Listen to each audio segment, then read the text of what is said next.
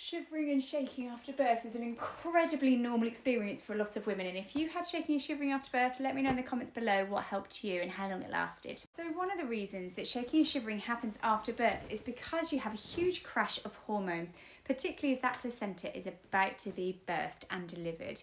And that in itself can cause a reaction where you start shivering and shaking.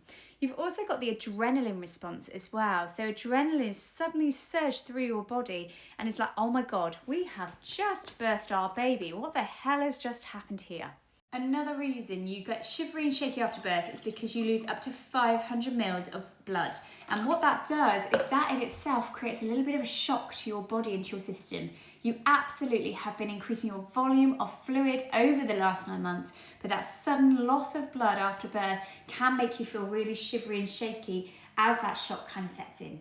And then finally, if you've had a caesarean birth, you are literally in a gown, and theatres are not always the warmest either. So the cold can also set in for some women. So what can you do about it? So firstly, think about the things that are going to make you feel comfortable and more relaxed. So this can include maybe dimming the lights in the room in your recovery area. This might be putting blankets on you to make you feel warmer and more comfortable. Bear huggers are like heated air duvets. They're great. They can be fantastic for women post-caesarean birth. Place your tongue onto the roof of your mouth. This will trigger the parasympathetic nervous system.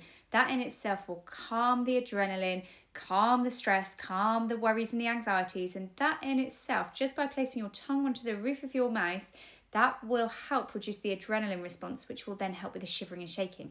Breathing techniques and distraction also help at this stage. So focus on your baby, lock eyes with your partner, have a conversation about something that's going to make you feel more relaxed at this stage too. And finally, be reassured, it will end, it will pass, and you will be back to normal where you're not shivering and shaking anymore.